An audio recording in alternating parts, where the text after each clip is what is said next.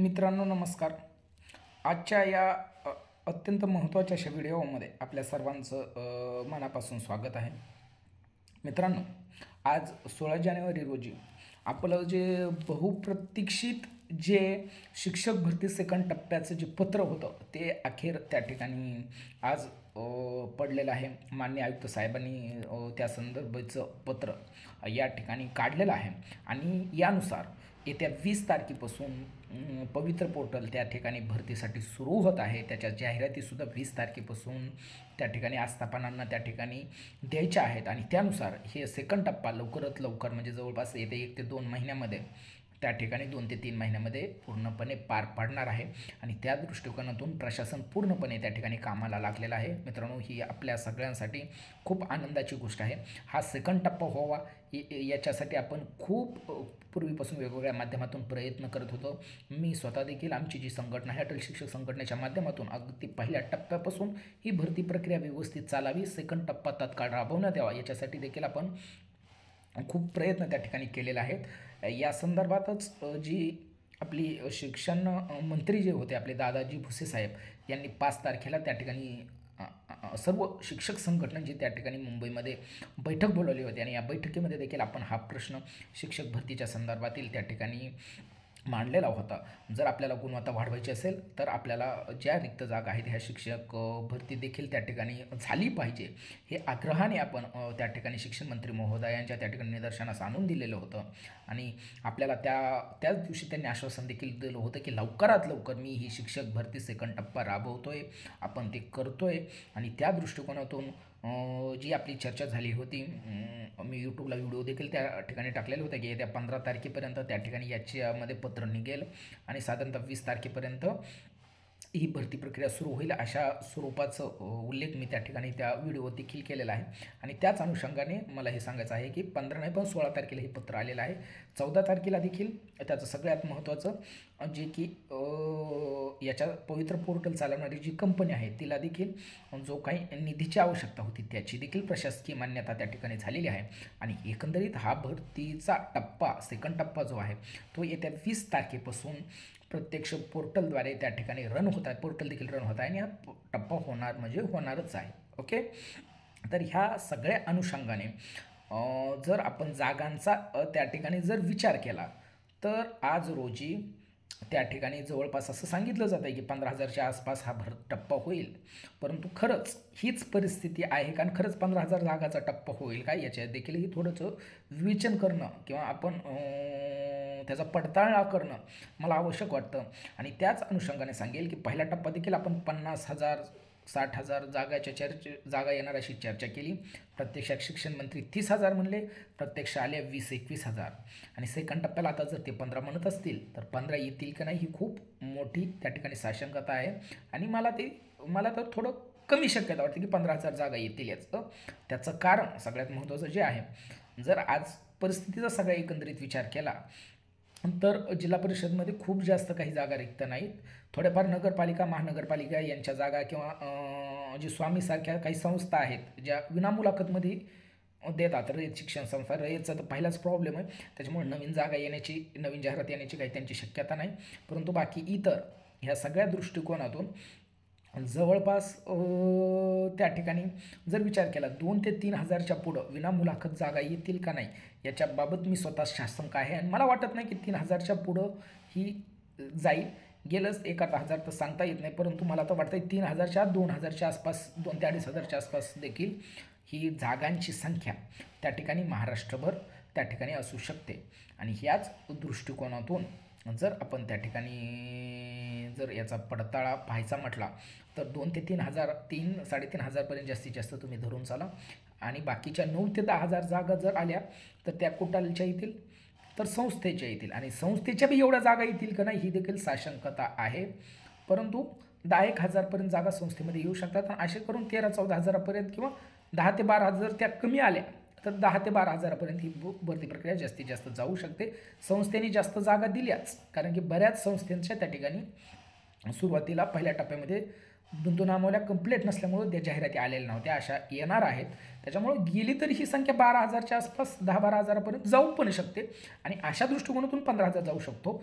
परंतु संस्थेवरचं बाकीचं तुम्हाला मॅटर माहीत आहे आणि आपल्या लोकांना जास्तीत जास्त जिल्हा परिषद असतील किंवा नगरपालिका महानगरपालिका ह्या विनामुलाखतच्या जेवढ्या जागा आहेत त्याच्यामध्ये सगळ्यात जास्त आपला इंटरेस्ट असतो आणि त्या दृष्टिकोनातून जास्तीत जास्त मुलं जर विनामुलाखतमध्ये कसे येतील आणि त्यांना जो हक्काचा रोजगार आहे तो कसा मिळेल याच्यावर देखील आपल्याला ह्या सेकंड टप्प्यासाठी एक खूप मोठं काम त्या ठिकाणी करावं लागणार आहे आणि याच अनुषंगाने हे सगळं बाबींचा पडताळा पाहिल्यानंतर पहिल्या टप्प्यात देखील आपण कशा जास्तीत जास्त आपल्याला जागा घेता येईल त्यासाठी आपण प्रयत्न केले, परंतु काही विघ्नसंतोषी लोकांनी त्या ठिकाणी पहिल्या टप्प्याला सुद्धा अडचणी आणून त्या ठिकाणी 10% कपात जागा आपल्याच काही बांधवांनी त्या ठिकाणी प्रयत्न केले आणि त्याच्यातून शिक्षक भरतीतल्या 10% जागा त्या ठिकाणी कपात झालेल्या होत्या आणि त्याचा तोटा पहिल्या टप्प्यामध्ये खूप मोठ्या प्रमाणात आपल्या बांधवाला बसला. जे की आज 2-2 वर्ष ज्यांच्या नोकऱ्या झाल्या असत्या असे लोक देखील नोकरीपासून वंचित राहिले आणि त्या दृष्टिकोनातून आपलं एक मोठं नुकसान झालेलं आहे आणि हे नुकसान जर आपल्याला आणखी आता देखील टाळायचं असेल किंवा भरून काढायचं असेल तर आपल्याला आणखी काही ठिकाणी काम करणं गरजेचं आहे. ओके, तर याच अनुषंगाने मी तुम्हाला काही गोष्टी सांगणार आहे की आपण आणखी असं कुठं काम करू शकतो. तर त्या दृष्टिकोनातून बघा, जर आपण विचार केला तर माझ्यासमोर आता जी आहे ती आहे बीड जिल्हा परिषदची बिंदू नामावली आणि ह्या बीड जिल्हा परिषदमध्ये जर आपण जागांचा विचार केला तर या ठिकाणी 3 प्रवर्गामध्ये असे 3 प्रवर्ग आहेत की ज्यांचा खूप मोठा अनुशेष बीड जिल्हा परिषदमध्ये असताना देखील पहिल्या टप्प्यामध्ये जाहिरात बीड जिल्हा परिषदने काढलेली नव्हती, परंतु सेकंड टप्प्यात जर आपण प्रयत्न केले अतिरिक्त याच्यासाठी जागा येण्यासाठी तर हीच जाहिरात येऊ शकते, परंतु आपल्या सगळ्यांना खूप मेहनत याच्यासाठी करावी लागेल हिची जर जाहिरात यायची असेल. आणि म्हणून मला आपल्या सगळ्यांचं या ठिकाणी सगळ्यांनी आपापल्या परीने या ठिकाणी प्रयत्न करणं गरजेचं वाटतं आणि जर आपण सगळ्यांनी एकत्रितरित्या जर प्रयत्न केले तर याच्या 100% जागा येऊ शकतात आणि ह्या खूप मोठ्या जागा आहेत आणि त्याच्यामुळं एक खूप मोठा लाभ त्या ठिकाणी अनेक प्रवर्गातल्या लोकांना होऊ शकतो. तर हा लाभ कोणाला होऊ शकतो किंवा अनुशेष कोणाचा आहे हे मला तुम्हाला त्या ठिकाणी लक्षात आणून द्यायचं आहे. बघा, या ठिकाणी जर बीड ची बिंदू नामावली 2022-23ची तुमच्यासमोर आहे आणि याच्यामध्ये एकही जागा त्या ठिकाणी शासनाने भरतीने भरलेली नाही, हे एक गोष्ट लक्षात ठेवा, कारण की पहिल्या टप्प्यात इथं भरती नव्हती आणि त्याच्यामुळे जर विचार केला तर या ठिकाणी सगळ्यात जास्त ज्या जागा रिक्त आहेत त्या आहेत इतर मागासवर्गीय म्हणजे ओबीसींच्या. बघा, आज रोजी मान्यपदे बीड जिल्हा परिषदेमध्ये 1452 म्हणजे 2022-23च्या बिंदू नामावलीनुसार 1452 मान्य आहेत आणि प्रत्यक्ष कार्यरत फक्त 1221 पदं आहेत. जवळपास 231 ओबीसींची पदं या ठिकाणी रिक्त आहेत. बघा, इथं थोडं कन्फ्युजन करण्याचा प्रयत्न केला आहे त्यावेळेच्या याने, कारण की तिथं बीडमध्ये बिंदू नामावली घोटाळ्याचं बऱ्याच गोष्टी आहेत, त्याच्यामुळे अतिरिक्त शब्द लिहिलेले आहेत, परंतु प्रत्यक्ष वस्तुस्थिती तशी नाही. काही प्रवर्गाच्या मी तुम्हाला बरोबर सांगतो कोणत्या कोणत्या रिक्त आहेत, माझा पूर्ण अभ्यास आहे याचा. तर ओबीसीच्या जवळपास 231 जागा त्या ठिकाणी रिक्त आहेत. मी स्वतः त्या ठिकाणी मित्रांनो ओबीसी आहे आणि विशेष म्हणजे सेकंड टप्प्यामध्ये सुद्धा मी स्वतः देखील आहे, हे देखील तुम्हाला मी आवर्जून सांगतो. टॅटसुद्धा मी दिलेली आहे, 113 मार्क्स आहेत मला आणि त्या दृष्टिकोनातून आज मेरिटसुद्धा माझ्या खाली आहे. जर त्या ठिकाणी बीडमध्ये जागा आली तर माझीसुद्धा नियुक्ती बीडमध्ये त्या ठिकाणी ओबीसीच्या जागा दिल्या तर होऊ शकते, हे देखील मला आपल्या सगळ्यांसमोर त्या ठिकाणी प्रकर्षानं आणायचं आहे. आणि ह्या दृष्टिकोनातून आपण जर प्रयत्न केले तर बघा, ओबीसीचे जवळपास 231 आपले बांधव त्या ठिकाणी या ठिकाणी लागू शकतात, परंतु पहिल्या टप्प्यात येथील जिल्हा परिषद प्रशासनानं पहिल्या टप्प्यात जागा न दिल्यामुळे जवळपास 231 ओबीसी बांधवांचं त्या ठिकाणी नुकसान आपलं झालेलं आहे आणि हे नुकसान खूप मोठं आहे मित्रांनो. 231 लोक म्हणजे नॉट अ जोक. त्याशिवाय अनुसूचित जातीचा जर आपण विचार केला म्हणजेच SCचा तर या ठिकाणी 993 मान्य पदं आहेत, प्रत्यक्ष कार्यरत 946 आहे, जवळपास 47 पदं त्या ठिकाणी रिक्त आहेत. त्याचबरोबर अनुसूचित जमाती म्हणजेच ST यांचे जवळपास 535 पदं मान्य आहेत आणि फक्त 314 पदं प्रत्यक्षात कार्यरत आहेत. बघा, आता 221 STचे देखील त्या ठिकाणी पदं त्या ठिकाणी रिक्त आहेत आणि हे खूप मोठा त्या ठिकाणी अनुशेष त्या ठिकाणी ह्या 3 प्रवर्गाचा आहे. त्याचबरोबर जो अराखीव प्रवर्ग आहे ओपन म्हणजे यांच्या देखील 20 जागा त्या ठिकाणी या बिंदू नामावलीनुसार रिक्त आहेत. आणि जर आपण ह्या सगळ्यांचा विचार केला तर अराखीव म्हणजे ह्या आपल्या सगळ्यांना टॉप मेरिटवाल्या लोकांना भेटतात, म्हणजेच ह्या देखील जागा आहेत. आणि या दृष्टिकोनातून अनुसूचित SC ST आणि OBCच्या खूप मोठ्या जागा जवळपास 500 ते 600 जागा या ठिकाणी रिक्त आहेत आणि याची जर जाहिरात आपल्याला सेकंड फेजमध्ये जर आणता आली आणि जर जाहिरात त्या ठिकाणी सेकंड फेजमध्ये आली तर जवळपास 500 ते 600 अतिरिक्त लोक जिल्हा परिषदमध्ये आपले त्या ठिकाणी नोकरीला लागू शकतात. आणि म्हणून ह्या दृष्टिकोनातून या सगळ्यांचा पाठपुरावा आपण सगळ्यांनी आपापल्या पद्धतीने करणं त्या ठिकाणी मला गरजेचं वाटतं. आपले सगळ्यांचे जे ओबीसीचे वेगवेगळे जे नेते असतील यांच्याकडे देखील आपण पाठपुरावा केला पाहिजे की ओबीसीच्या जागा या ठिकाणी बीड जिल्हा परिषदमध्ये भरल्या पाहिजेत. एससीच्या लोकांनी सुद्धा पाठपुरावा केला पाहिजे की एससीच्या जागा भरल्या पाहिजेत. एसटीचे जे बांधव असतील त्यांनी देखील केला पाहिजे. त्याशिवाय ओपनच्या बांधवांनी देखील ओपनच्या जागा भरण्यासाठी त्या ठिकाणी प्रयत्न केला पाहिजे, जेणेकरून आपला एक बांधव जितक्या सहजतेने या सगळ्या प्रक्रियेमध्ये लागेल ते आपल्यासाठी खूप गरजेचं आहे. आणि याच दृष्टिकोनातून आजचा हा व्हिडिओ आपल्यासाठी आहे.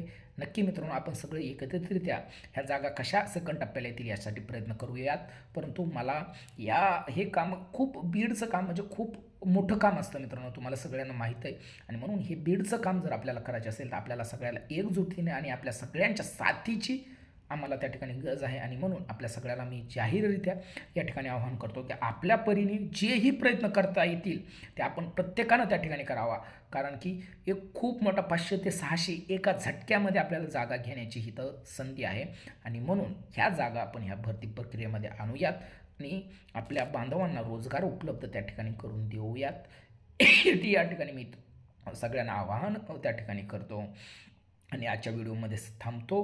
परंतु त्यापूर्वी आपल्या ज्या काही सेकंड टप्प्याबाबतच्या ज्या काही सूचना असतील, सेकंड टप्प्यामध्ये आपण आणखी काय केलं पाहिजे, काय नाही, जागा कशा वाढवल्या पाहिजे, कशा नाही, किंवा बाकीच्या कोणते नियम जाचक आहेत, कोणते नियम चांगले आहेत, या दृष्टिकोनातून जे काही जर आपले मतमतांतरं काही असतील, अडीअडचणी असतील तर नक्की या व्हिडिओच्या खाली कमेंट करा, जेणेकरून आपल्याला जास्तीत जास्त त्याचा पाठपुरावा करता येईल. लवकरच त्या ठिकाणी आम्ही आयुक्तांची देखील भेट घेणार आहोत या सगळ्या बाबी संदर्भात आणि त्या ठिकाणी आपल्याला हे सगळं मांडता येईल. ओके, एवढंच बोलतो आणि थांबतो.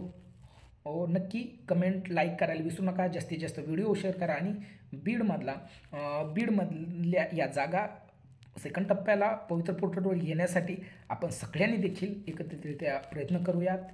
तुम्ही देखील सगळ्यांनी प्रयत्न करा, एवढंच या ठिकाणी आवाहन करतो आणि थांबतो. धन्यवाद.